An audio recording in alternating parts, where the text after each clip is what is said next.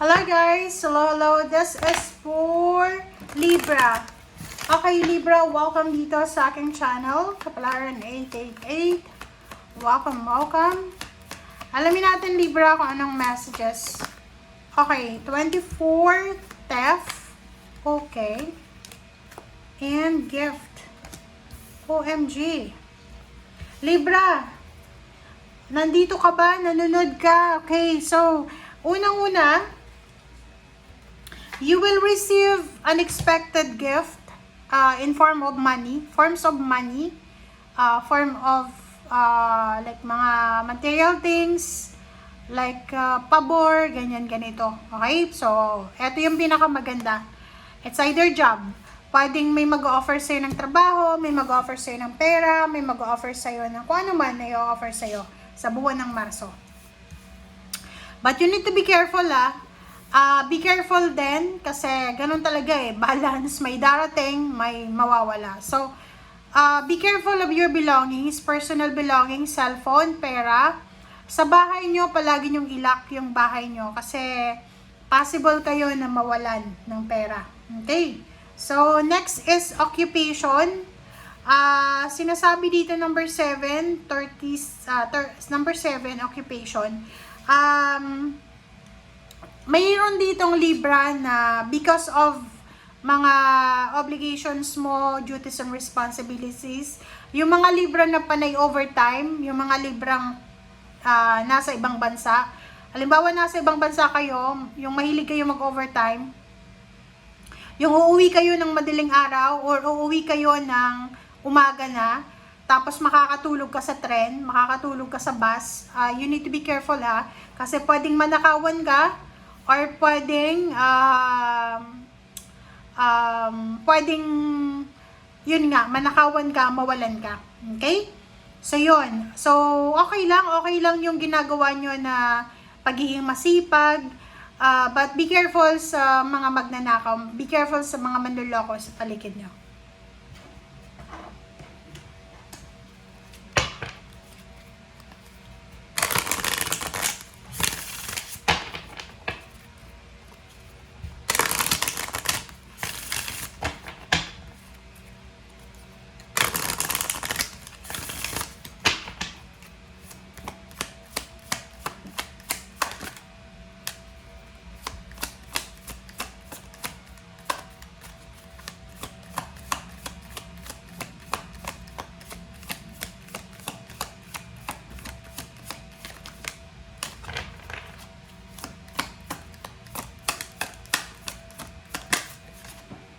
Okay.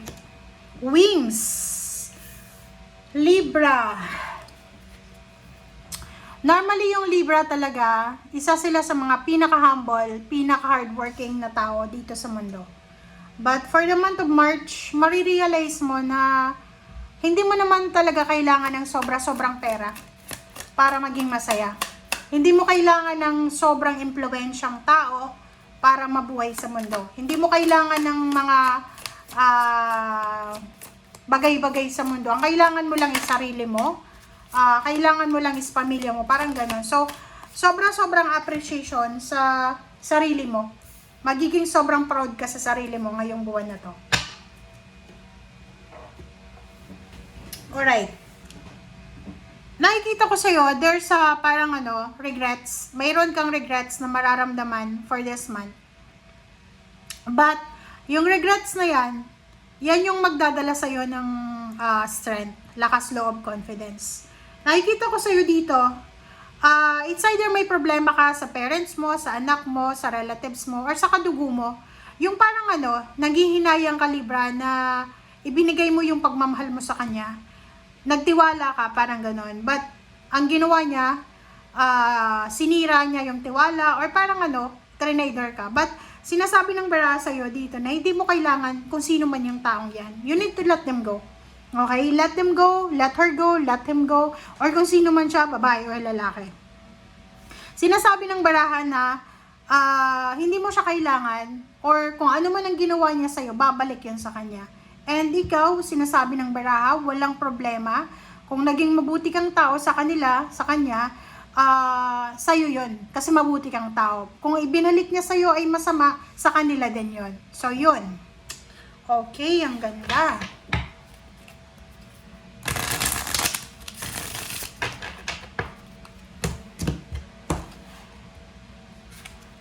Alright, Ace of Cups, yun. Sabi ng baraha sa'yo dito, Libra, may nawala, relationship man, family, or anything, sinasabi ng baraha sa'yo dito na may darating. So, nasaktan ka, matatapos din yung pain and heartaches na yan kasi may bago na pag-ibig, may bagong suporta, bagong inspiration na darating sa'yo. The Tower, sinasabi ng baraha sa'yo, okay, may mga disappointments ka, may mga regrets ka sa buhay, may mga panghihinayang, but gamitin mo daw yung regrets na yan, yung panghihinayang na yan, para buuin kung ano yung nawala sa'yo. Five of Cups, let them go. Kung ano man yan ang pinanghihinayangan mo na yan, let them go. Okay? Pwedeng anak mo, kaibigan, trabaho, negosyo, pera, or kung ano pa man yan, let them go. Sinasabi ng baraha sa'yo dito na hindi pa huli ang lahat para makapagsimula ka ng bagong buhay mo. Ano man itong hinihintay mo, you're waiting for the new beginnings, you're waiting for a good news or anything, ay darating siya sa tamang panahon ngayong Marso. Capricorn, mag-iingat ka sa Capricorn ha, lalong babaeng Capricorn. Etong Capricorn na to, mag-iingat ka sa kanya kasi siya yung pwedeng magdala ng sadness sa buhay mo. Siya yung mga agaw ng kaligayahan mo. So, kung may kakilala ka na Capricorn, ito yung Capricorn na isinilang sila between December, nasa late December 21 hanggang January 1, January 2. Yung mga ganyang klase na Capricorn na isinilang dyan sa ganyang dates, mag-iingat ka. Okay, isang napakabilis na communication, balita ang darating sa'yo. And that communication will give you inspiration, will give you freedom, will give you new ideas, motivation. And sinasabi ng baraha sa'yo dito na be careful, na yung motivation na yan na darating sa'yo, gamitin mo siya para bumangon ka, okay? Kung may mga tao yan na sinaktan ka emotionally, sinaktan ka financially, let them go. Okay. Nakikita ko sa'yo dito na marami kang posibleng gagawin, Libra, para makaalis ka sa kung ano man na sitwasyon na nagbibigay sa'yo ng kalungkutan. Parang sinasabi ng baraha sa'yo dito, okay, may mga taong nawala sa buhay mo. May mga pagkakataon na pinagsisisihan mo kung bakit mo binigay yung oras mo sa kanila. But this time, this March, nakikita ko sa'yo dito, marami din na tao ang darating sa buhay mo para suportahan ka, para i-push out yung mga taong ito sa past mo. So, just let them go, move forward, start over. Okay? Thank you guys. Bye!